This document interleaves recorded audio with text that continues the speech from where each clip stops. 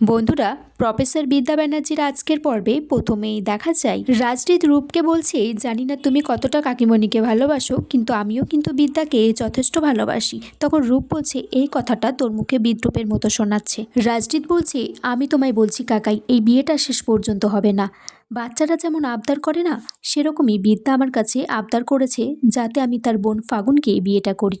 কারণ একটা মস্ত বড় ডিল আমার বাবা আর বিদ্যার বাবার মধ্যে রয়েছে। আমি জেনে গেছি এই বিয়েটার বদলে বিসিসিআই কলেজের কোনো জমি অধিগ্রহণ করা হবে না, হোস্টেলটাও ভাঙা হবে না, এমনকি সেখানে কোনো রকম একাডেমিকও তৈরি করা হবে না।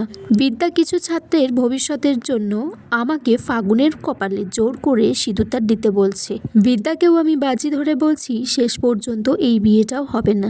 রাজদীপ চ্যাটার্জি তারপর ওদেরকে ডাকতে এসেছে, বলছে গাড়ি চলে এসেছে, তোমরা চলো। তখন রূপ জিজ্ঞাসা করছে, আগের বারের মতো এবারও গাড়িটা ফুল দিয়ে সাজানো হয়েছে তো? তখন রাজদীপ চ্যাটার্জি বলছে, কেন এই ধরনের প্রশ্ন কেন উঠছে? রূপ বলছে, না, নিজের ছেলেকে নিজের হাতে বড়ি দিচ্ছ তো তাই। রাজদীপ চ্যাটার্জি তখন বলছে, বৃহত্তর কিছুর জন্য মাঝে মাঝে ক্ষুদ্রতর কিছু স্বার্থকে ত্যাগ করতে হয়। বিদ্যা তারপর নিজে হাতে বরণডালা সাজাচ্ছে আর রাজদীপের সাথে কাটানো মুহূর্তগুলো মনে করছে। এদিকে ফোন করেছে রাজরূপ। তখন বলছে বিদ্যা যে ও ফাগুনের খুড়শ্বশুরমশাই। তখন রাজরূপ বলছে, না, তোমার খুড়শ্বশুরমশাই, কারণ রাজদীপ তোমার মাথায় সিঁদুর পরিয়েছে।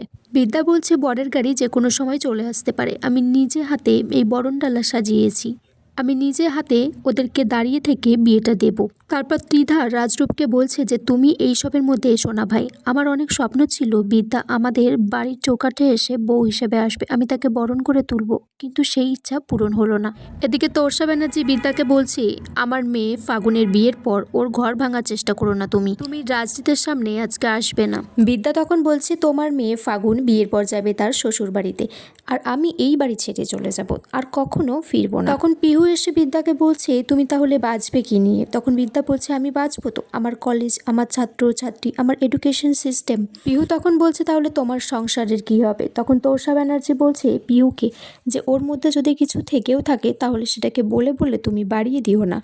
এদিকে শ্রাবণও জেসিবি নিয়ে রেডি আছে, সে কলেজ ভাঙবে বলে তার কাকাইকে ফোন করে বলছে যে সব কিছু রেডি আছে। কাকাই বলছে, ঠিক আছে, সবটা ঠিকঠাক হলে আমাকে ফোন করে জানাতে।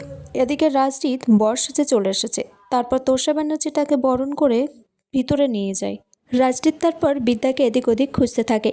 তখন বিদ্যা বলছে, লেখক, তোমার গল্পের নায়ক নায়িকার কোনো মিলনাত্মক হলো না। শ্রাবণ তারপর রাজদীপ চ্যাটার্জিকে ফোন করে জানতে চাই যে বিয়েটা শুরু হয়েছে কি, তারা তাদের ভাঙাচোরার কাজ শুরু করবে। তখন আড়াল থেকে বিদ্যা সব শুনছে আর বলছে যে রাজদীপ চ্যাটার্জি কাকে ফোন করছে, তার সন্দেহ লাগে। বিদ্যা তারপর নিজে ফাগুনের বিয়ের পিঁড়ি ধরে তাকে ছাদনাতলায় নিয়ে যায়। তখন পিহু বলছে, একমাত্র বিদ্যার দ্বারাই এটা সম্ভব, ওকে দেখে চেনা উচিত যে মানুষ অ্যাকচুয়ালি কেমন হয়। আর এখানেই আজকের পর্ব শেষ হয়ে যায় বন্ধুরা।